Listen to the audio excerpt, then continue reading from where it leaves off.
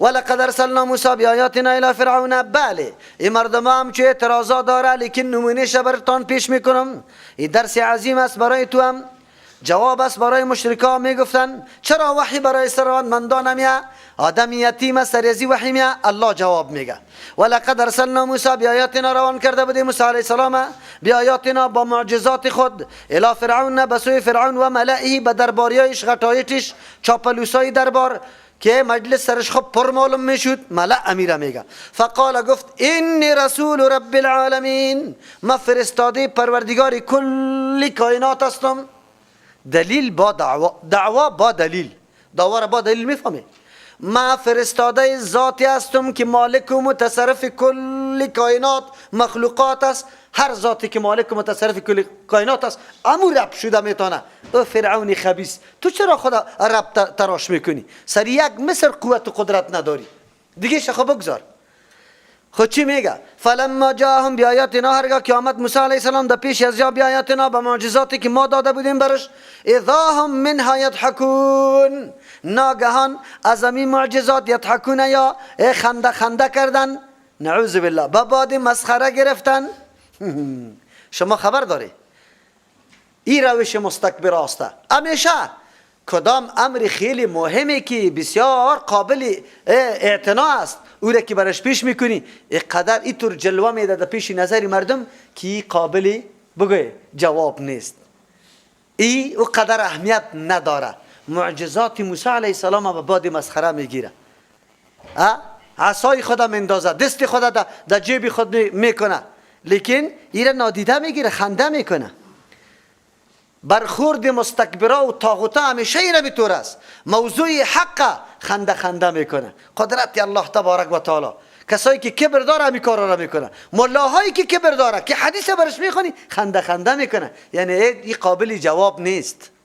و ما میطور میگفتن که موسی علیه السلام این معجزاتش قابل جواب نیست. یکی و ما نوریه من آیت، ما نشان نمیدادیم برای از یک معجزه را، الهیه، مگر امی معجزه اکبر و بزرگ بود من اختها، از معجزه دیگه بسیار تاثیر میکرد. خب هر کدامش از یکی دیگه خود بزرگ بود، که هر کدام از یکی دیگه بزرگ شد. مثلا دو معجزه است، ای ازی بزرگ، ای ازی بزرگ، هر دو شده میتونه بزرگ؟ هر دو خود بزرگ شده نمیتونه. جوابی طور است. نشان ندادیم منایت یک معجزه، او مطور معجزه که پشتی سر بود، هی اکبر و کمی معجزه پشتی سر خیلی بزرگ بود، من اختها، از مثل معجزه که پیش تیر شده، از اون معجزه که پیش تیر شده این خیلی بزرگ بود. چرا؟ به خاطر که اینجا دو علم حاصل شد، یکی از اون معجزه، یکی از این معجزه. او در معجزه اول یک علم حاصل شده بود، از اون خاطری اکبر میگه. دوم جواب نشان نمیداد منایت یک معجزه را الا هی اکبر، مگر امی معجزه بزرگ بود من اختها، در گمان از یا هر کدام که میدید فکر میکرد در گمان خودشان کی از او کده خیلی بزرگ است، ای از این کده خیلی بزرگ است. الله چی میگه؟ و اخذناهم بالعذاب، گرفتم یارا به عذاب، یعنی یارا به عذاب های هشدار دهنده بیدار کننده گرفتم. چرا؟ به خاطری که بیدار شوند. از این خاطر الله میگه لعلهم یرجعون، شاید که از این کبر و غرور، از این سرکشی یکمی باز بگرده، به هوش بیا که ما در کجا هستیم، چی میکنیم. خب لیکن نه این مردم ها اوطور نیست. قاعده این همیطور است. و قالو، گفتن یا ایها الساحر، به موسی علیه السلام چی میگه؟ ساحر. مفسرین در اینجا بعضی میگه ساحر به معنای ماهر است. در اون زمان هر کس که خب مهارت در علم داشت او را ساحر میگفتن، چون که سحره علما بود در دوران فرعون در پاچایش، از امو خاطر برای مناظره و برای مقابله هم یارا طلب میکرد، از او خاطر ساحر گفته. لیکن این گپ صحیح نیست. بعضی میگه ساحر اینجا به معنای یا ایها الساحر به معنای از این نیست که او سحر کرده موسی علیه السلام، بلکه منظورش ایست که تو نعوذ بالله نیرنگکار هستی، ای از نیرنگی کارا را برای ما پیش کرده رایستی. سوم گپ است نه، طاغوتا و همیشه مستکبری نمی کارا میکنه. تو را میگه ای وابیگک هر چی که داری خوینه ای کارا اینطور بکو، امیر خو برای ما دلیل بگو. ام تو را لقبی بد میگه، ام از تو توقعی چی داره؟ بگوی کمک هم داره. عجیب اینجاست که یک طرف نعوذ بالله از یک طرف چی میکنه؟ بگوی تعبیر به ساحر میکنه، دیگه طرف دامنی موسی علیه السلام گرفته که دعا کو که ما از این عذاب نجات بیابیم. از اون طرف باز وعده میده که قبول میکنیم دعوتی تو را. اینی را میگه مسخره که نعوذ بالله. موقعی که امی تکلیف بروه باز زور امام و زلی تراوی باشه. قرآن یاد میکنه و قالو گفتن یا ایها الساحر ای ساحر ادعو لنا، طلب کو برای ما ربک از پروردگارت. فرعونی ها میفهمیدن که انبیاء علیهم السلام در اختیارشان رفع مشکل نیست. فرعونی ها میفهمیدن که انبیاء علیهم السلام خصوصا موسی علیه السلام در اختیار و در قدرتش رفع مشکل نیست. او میفهمید که دعا کو برای ما از پروردگارت، طلب کو از پروردگارت. خب گوشیتان عباس کنی. امروز مسلمان های ما دعوا داره ما مسلمان هستیم. خود تو عقیده فرعون هم نداری. فرعون میفهمید که دور کننده مشکل الله هست، پیغمبر طلب کننده دعاست. خود تو امروز پیغمبر هم مانده ای، ولی حقیقی هم مانده ای، صحابی هم مانده ای. کسی که نعوذ بالله سالات دشمنی با دین الله کرده، با نجاست سر و کار داشته، عورتش پت نبوده، نعوذ بالله در جایی که شیاطین زیاد بود، در جاهای گنده شیاطین زیاد است یا پاکی زیاد هستن، او نموتور مردم را ولی جور کرده و ایره مشکل کشا میدانی. حالی شما اندازه کنی که این مسلمان چی دعوا داره که من مسلمان هستم؟ ابو کسی که سالا الله اکبر نماز نخوانده، دیوانه است، مجنون است، مرفوع القلم است، سریازی هیچ تکلیفات الله نیسته، عورتش لوج، نعوذ بالله گندگی موهای بگه چند ساله ده شانهش رسیده، او نعوذ بالله خزنده ها زده شه. امور چی میگن؟ میگه ای ولیسته، ای را غرض نگی، قبرشه امیتور گنبز میزنه که پرسان نکو و بعد از او برش آواز میده که فلانی خان بابا، فلانی خان ملنگ، دا حاجتم برس. این مسلمان مقایسه کنی. فرعون میفهمه که مشکل کشا الله است. ادعو لنا، طلب که برای ما ربک از پروردگاری خود. تو نمیتونی چه بکنه؟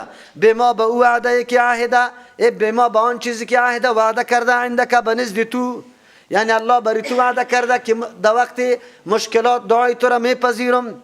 اننا لمهتدون، ما راهیاب هستیم. چی مانا؟ دعوت تو را میپذیریم، در راه تو روان میشیم. خود تو دعا کن. موسی علیه السلام دعا میکرد. الله اکبر، چی حوصله بزرگ.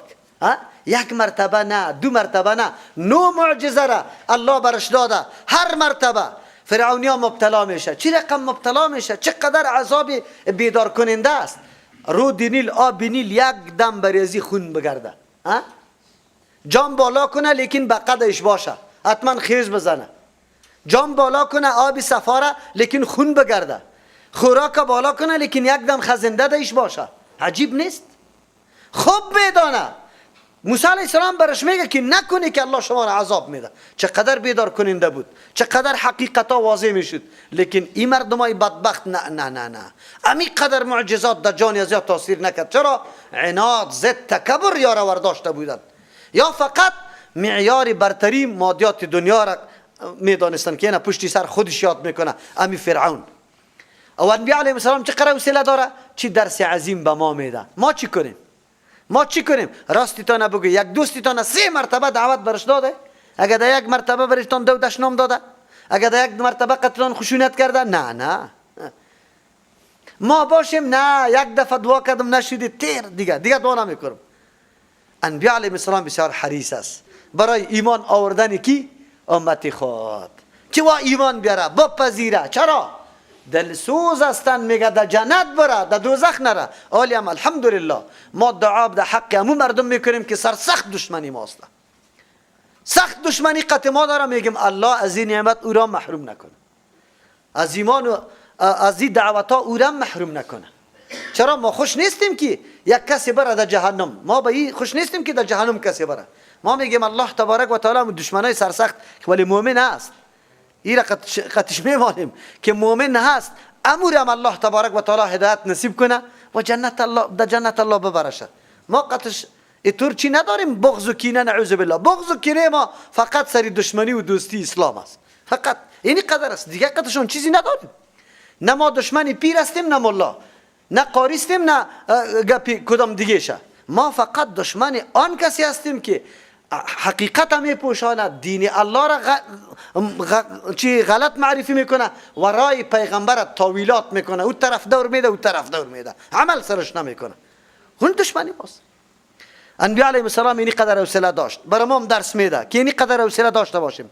فلما کشفنا عنهم العذاب، هرگاه که ما دور کردیم از یا عذاب، اذا هم ناگهانی مردم ینکثون میده میکرد تعهد و پیمان سابقی خدا. زول امام زلی تراوی میشد، اما امامی کنه امو تراوی کنه، هیچ کدام تغییر دیش نمی آمد. خو عالی. و نادا فرعون فی قومه، آواز داد فرعون در قوم خود. آواز دادن اخو میفهمی، اعلان کرد، اخطار داد، ای به مثل فرمان یک باچا باید در جریده ها نشر شود، در تلویزیون ها مانده شود، در رادیو ها اعلان شود، امیر رقم فرمان. چرا این فرمان نمیده؟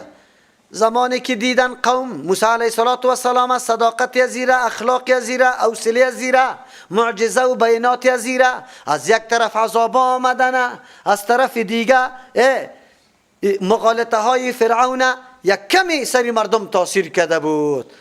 از او خاطر فرعون ترسید که حالی اگر مردم به می سیستم بگذارم مردم حتما میپذیره، از امو خاطر عالی اعلان میکنه. چی رقم؟ ایره میگه مغالطه دادن، عوام فریب دادن، رعیت فریب دادن. اینی مردم میگه. چی میگه؟ عالی برتری خود ثابت میکنه سری موسی علیه السلام. سری چی چیز برتری خود ثابت میکنه؟ فرعون و هر کسی که مانند فرعونی است سری مادیات دنیا مینازن. چی میگه؟ و نادا اعلان کرد فرعون فی قومی، در قوم خود، قال یا قوم ما الیس لی ملک مصر، آیا برای ما پادشاهی مصر نیست؟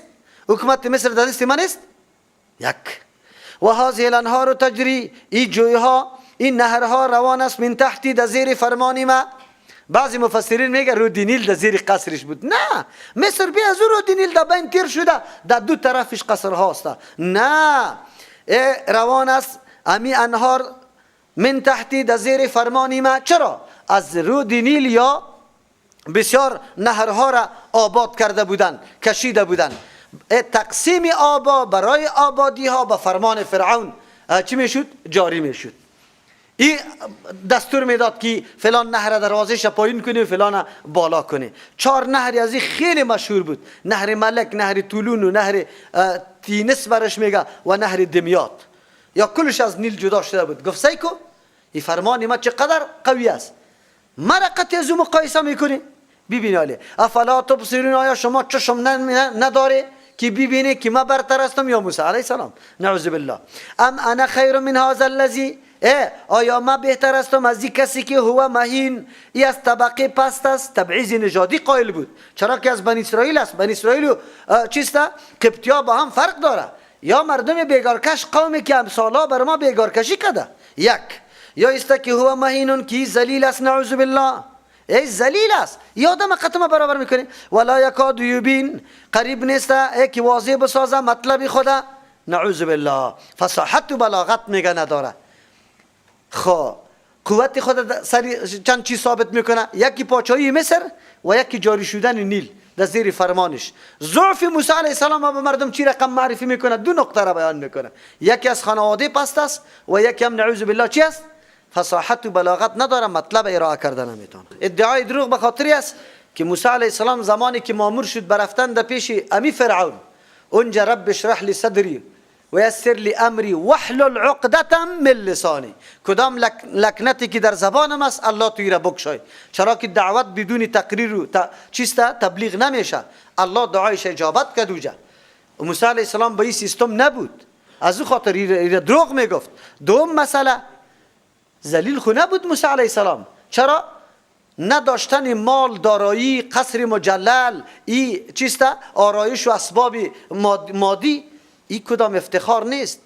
افتخار است که چیزا را نداشته باشی، قطعی از یا مبارزه بکنی، از حقوق مظلومین دفاع بکنی.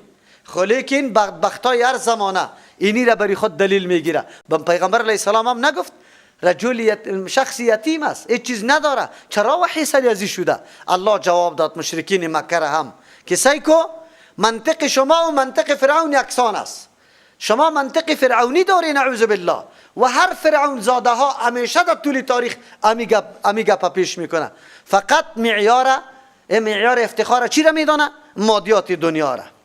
فلولا القی علیه اسورتون بیبی چرا انداخته نمیشه بالای موسی علیه السلام اسورتون دستبندهای طلا من ذهب که از طلا باشه، دستبند طلایی داشته باشه، او جاء معه الملائکه یا بیا الله قلم رایش ملائک مقترنین صف بسته بیاید. در هر زمان همچو اعتراضات شده. اول فرعون خبیث میگه چرا دستبند طلایی نداره. دو زمان پاچا که کسی را قاصد خود در یک جای دیگر روان میکرد، از اینمی دربار پاچایی یک دانه کره و دستبند دمو قاصد خود میداد که اون نشانه می بود که ای خط برنده کیسته، داکخانه کیسته، پاچاست. میگه ای که از الله آمده دستبند طلایی باید داشته باشه. یک.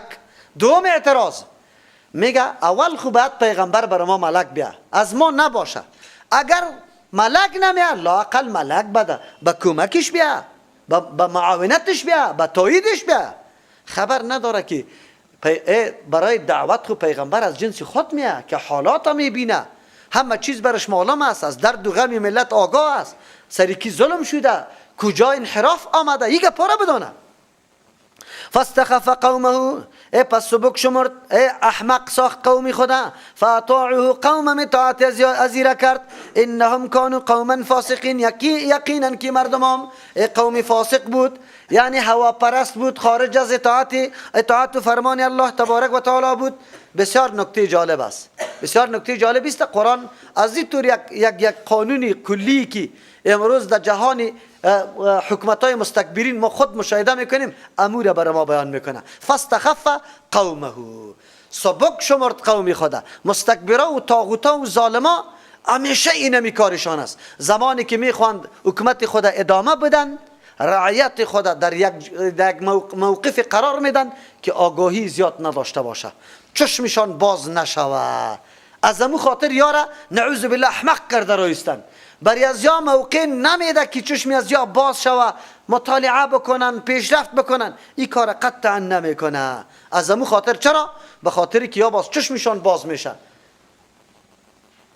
باز علیه ما قیام میکنه که چرا حقوق ما پایمال است. از اون خاطر حکومت‌های ظالم از اینمی حالت کار میگیره، نمیخواه قومش ترقی بکنه. در حکومت‌های ظالم هم میتور است. امروز جهان مستکبرین هم که میبینه اینمی شویش است، اینمی شویش است. تمام وسایل ارتباط جمعی فعلا در اختیارشان است. تلویزیون، اینترنت، کیبل، رادیو، بگوی مطبوعات، اخبار، کلشان چه رقم پیش میبره حکومت خدا. یک دموکراسی لعنتی را آنقدر یک عروسی زیبا جور کرده که کلگی عاشق شد. حالا که حالا دموکراسی است، حالا که در حقیقت بگوی با جز از نعوذ بالله نفرت و ظلم هیچ چیزی دیگری نیست. خب این اخبار است که قدر کار کرده. اما اسلامی تو را چقدر بد جلوه داده؟ اسلامی تو را چه تروریست معرفی کرده؟ اسلامی تو را چه قسم در نظر عام مردم نمایان کرده، نمایش داده؟ ببینی اینمی دشمن اسلام است، اینمی مستکبرین است. آلی مردم خدا یا تحمیق میکنه. این دنیای غرب اسلامی واقعی را، اسلامی حقیقی را، برنامه واقعی اسلام اونجا پیش نمیکنه، نه در تلویزیون، نه در مطبوعات. از همون خاطر است که حتی در بعضی ممالک اجازه نمیده که از اسلام تبلیغ شو و دعوت شو، مسجد جور شو که مردم در اونجا نماز بخوانه، حجاب نمیگذاره. چرا؟ اگر دختری دیگه این دختر دید او میفهمه که اوه عزت خود در اینجاست، من خو یک حیوان هستم نعوذ بالله، هیچ بدنم پرت نیست، اصل مقام انسانیت خوی نمی داره. من یقین دارم اگر دمی مملکت‌های غربی فقط پنج دختر در پوهنتونا و مراکز تعلیمی ازی با حجاب بره، اگر اون مردم در ظرف یک سال 50% دخترایشان با حجاب نشد، در چی که میگی؟ یکی خویجه است در افغانستان، کسایی که اسلام تلاش داره که کدام فیلم هندی را میبینه که سبا امو لباس دتنی خود بکنه، آرایش غلط نادرست. خودم مسلمان میگه، دختری مسلمان میگه، دختری افغان میگه. افغان که میگه دانش پر عذاب میشه که افغان هستم، لیکن حالت چطور است؟ به الله قسم اگه در انگلیس تو آری باشه، در انگلیس چه رقم حالت بری خود آورده ای؟ این مجد و عظمت دین. روز ما گفتم افسوس است که ما افتخار سر افغانیت خود میکنیم، ما از پدرای خود چی میکنیم؟ پیروی میکنیم. عجیب است، فقط پیروی در نعوذ بالله بدعات، شرکیات، مزخرفات، بارای سنگین، در رواجای نعوذ بالله کمرشکن، دو تابعداری بابا ها را میکنی. خدا دیگه گپ تابعداری بابا نیسته. بابای تو دخترش و زنش این رقم نبود که تو پتلونه که چسب در جانش داده بودی. چشما را سرمه کرده، لبا را بگه لب شیرین زده، سرخ و سفیده زده بیرون برآمده باشه. اونجا مادری تو بیبی تو اینطور چادری کلان داشت که پرسان نکن. ناگهانی هم کسی رویش دیده نمیتانست. با مو عظمت و حشمت خود بود. ولی تو چی کردی؟ تو تابعداری از باباها کردی. باباهای تو انگلیس ها را قطیتل خان رفتان این تا پشاوره. تو چی میکنی؟ جاهایش جارو نمیکنی، صاف نمیکنی، پاک نمیکنی، استقبال نمیکنی. کدامش؟ داد میزنن. این داد است. این عجیب است. بله این دشمنای دینی نمی رقم ما را تحمیق میکنن، نعوذ بالله. عقل ما را دیگه طرف میگردانه. ما را آنقدر عاشق دموکراسی کرده که پرسان نکنه که الله دموکراسی. زنم میخیزه دموکراسی، پارلمان والا میخیزه، صاحب نظر میخیزه دموکراسی. یک روز خود از اسلام گپ بزنی، یک روز از ارزش اسلام خود دانیتان بیاری، او مسلمان او صاحب نظر. تمام روز فقط دموکراسی لعنتی، دیگه چیز نیسته. مردم اینطور کرده که دموکراسی چی است؟ چی است؟ به الله قسم اگر کسی عقیده داشته باشه که بجز از تعلیمات و دستورات محمد رسول الله یک تعلیم و دستور دیگه کامیاب است، کافر است. کافر است. ما خمیره میگیم این الدین عند الله الاسلام. اگر نظام دیگر تو ترجمه میدی خلاف آیت قرآن میکنی که این الدین عند الله الاسلام. تو را میگم صاحب نظر، تو را میگم. عجیب است. استادای پوهنتون دانی خود کاچی کرده در مصاحبه میگه ای از عمدن صورت نگرفته. شما خبر دار رادیو را بگیره که امی خبیثا را بشناسه، امی خبیثایی که همیشه چاپلوسی مستکبرین باقی مانده، امی را خوب بشناسه، چهره از یارا بشناسه. میگه ای عمدن صورت نگرفته. بدبخت. ما گفتم چطور عمدن صورت نگرفته؟ کی خبر نداره که قرآن در پیش مسلمانای قدر ارزش داره؟ در امریکا امی حالا ندید؟ امی عسکر موج حالات امریکا را ندیده بود؟ پارسال تیر نشده میگه چطور یه عمدن نباشه؟ باز دیگه چی میگه؟ با مسلمانایی جایز نیست که تظاهرات بکنه.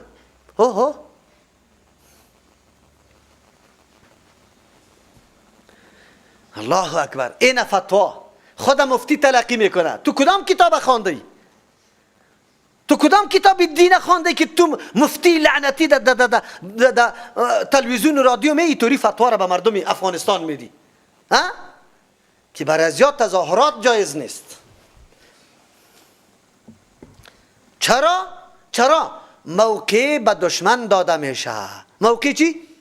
موقع را ما به دشمن نمیدم. و بدبخت تو نمیفهمی. موقع را خبیثا خودش میده.